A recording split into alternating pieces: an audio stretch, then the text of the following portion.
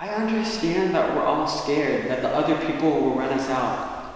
We won't be the outsider, we'll be the hometown gem.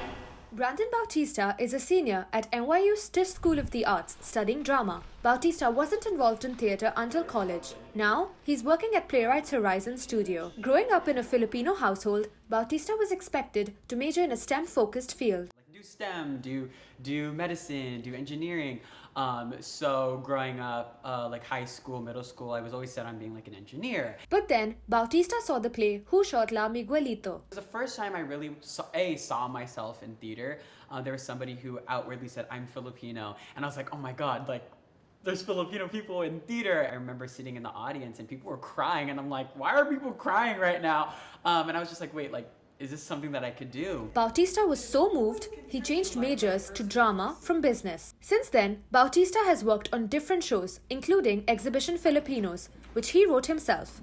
He's proud that his show went up on stage, but also aware of how works by people of color are often overlooked. Students of color in theater settings are discouraged to pursue this career in academic institutions before students of color enter the theater. They don't see themselves in the student population. They don't see themselves in the professor, so it discourages them to apply. And then when they do go into academic institutions, the productions are stories made by white creators, made by white storytellers. Paul Edwards, an assistant professor of English and dramatic writing at NYU, agrees. Edwards' research focuses on black performances. He says that for a show to be put on Broadway, artists need producers to fund their performance. To have an actual black person on the stage being able to make the type of theater they want to make is incredibly vexed. Playwrights are very aware that the majority of the audience they're making these for are going to be white. It's New York City. Theater tickets cost a certain amount of money. It's certainly more money than a movie ticket. 93.6% of producers on Broadway are white.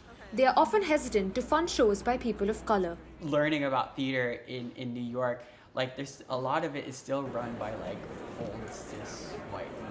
75% of Broadway audiences are white. Edwards says they prefer to see white stories on stage. Bautista believes there's also more pressure on artists of color to create extraordinary work because failing to do so can have unbendable consequences. It functions very differently for students of color and artists of color, because if an artist of color fails, we're not only failing ourselves, but what we're representing is in a way is being failed.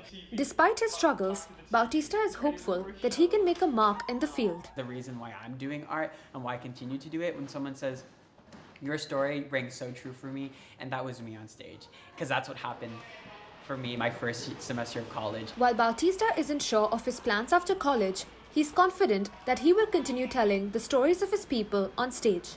Where that's going to take me, I don't know. Does anybody know?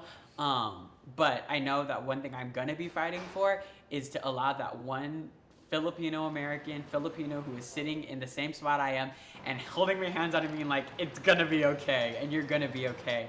And everything that you're going to do is worthy, and it deserves to be seen and heard.